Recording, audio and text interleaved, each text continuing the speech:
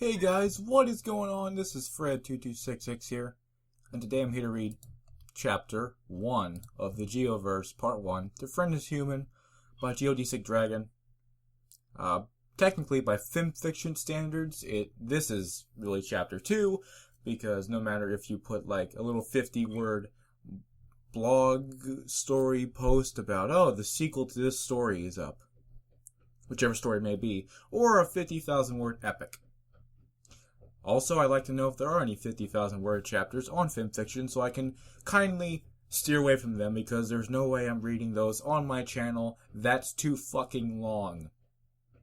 So technically, for FimFiction, Chapter 2, but really, the prologue is the prologue. It's an introduction, so it's Chapter 1. So that's what I call it always. And that's what you should call it too, because it's correct. It's common sense, people. Let me close my door. Sorry.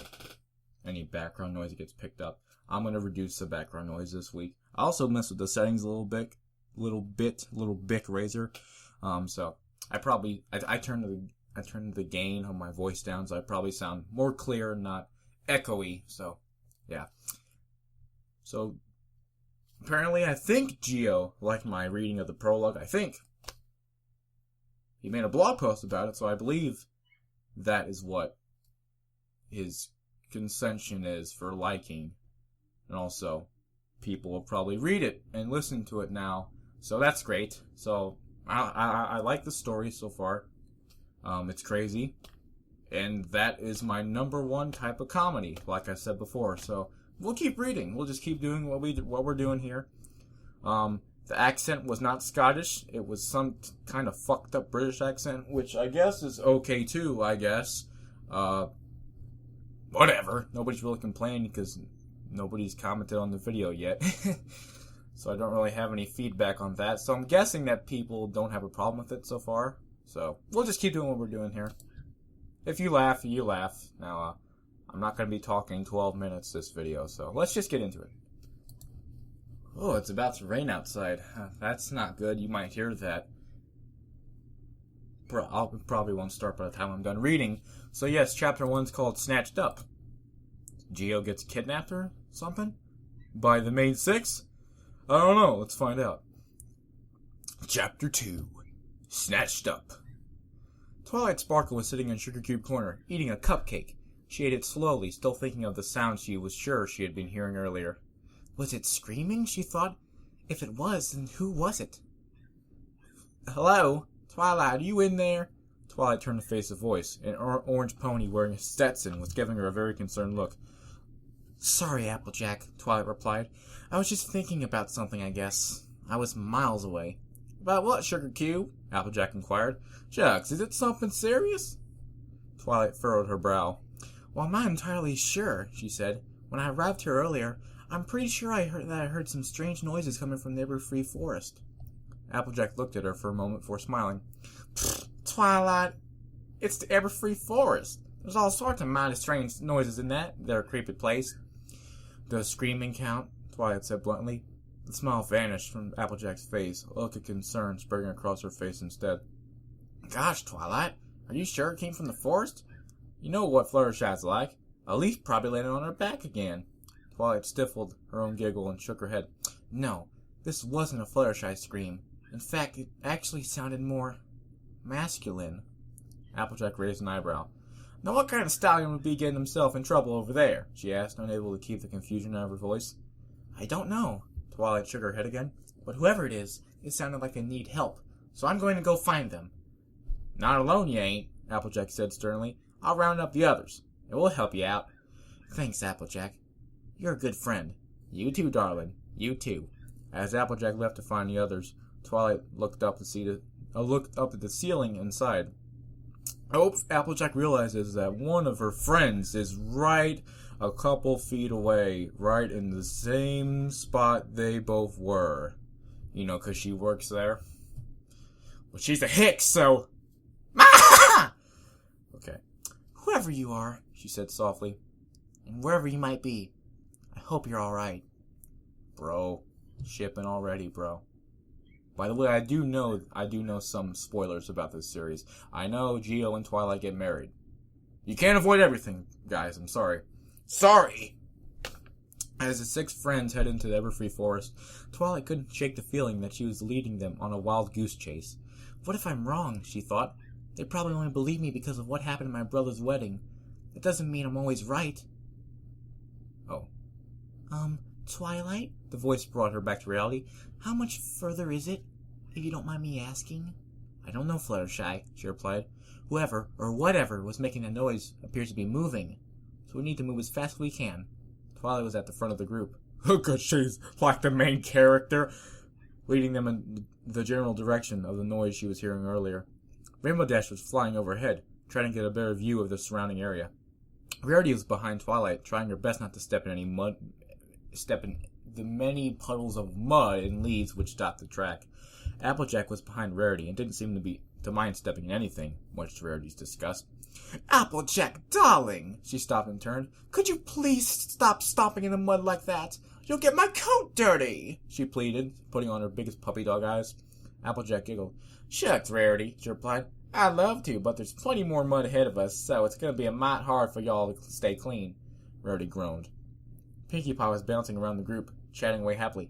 I hope we find whoever we're looking for and that they're safe. That way I can throw them a glad you're okay party. Or if they're hurt, I can throw a get well soon party. The rest of her words were in an incoherent babble. At the back of the group was Fluttershy. She was looking at the ground, but every now and again she perked her head up, as if listening out for something. Fluttershy? Twilight turned back to look at her. What in the equestria are you doing back there? Oh, well, you see, I'm listening out for more cries. From our injured stallion? Twilight asked. No. Fluttershy looked away from Twilight's gaze. Injured animals. If a pony's been hurt, who's to say that whatever hurt them didn't hurt a bunny, or a squirrel? She let out a squeak. Or a baby deer. Oh, Fluttershy, Twilight replied. I'm sure our stallion was hurt in some other way. I don't think that... sorry. Spit in my mouth. Yeah. Every pony! Get over here quickly and look at this! The voice belonged to Rainbow Dash and was full of panic. Galloping over to where Rainbow Dash was, the 6 mares soon found themselves in a forest clearing with Rainbow Dash standing in the middle of it.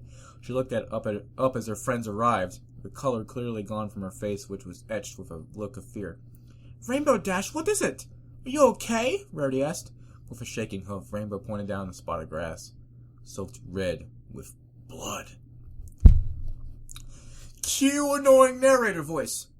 I'd been walking for what felt like hours, but in reality was probably just 10 minutes. No matter how far I walked, the town didn't seem to get any closer. I glanced up at the sky and saw that it was getting dark. Shit, I said to myself. I better haul ass and either get to civilization or find a place to hunker down for the night. As I trudged through the muddy track, I kept thinking about the events that led me to this place. I remembered nearly being hit by a car. I remembered yelling at the driver. I remembered the beating he gave me. I remembered him shooting me. I felt the wound in my back. Those leaves seemed to have worked for the moment, but since I didn't want to tempt fate, I grabbed another handful of them. At least this way, I thought. If the bleeding starts again, I won't have to shout and scream like a banshee to get some help. Yeah, what can I get some bloody fucking help around here, mate?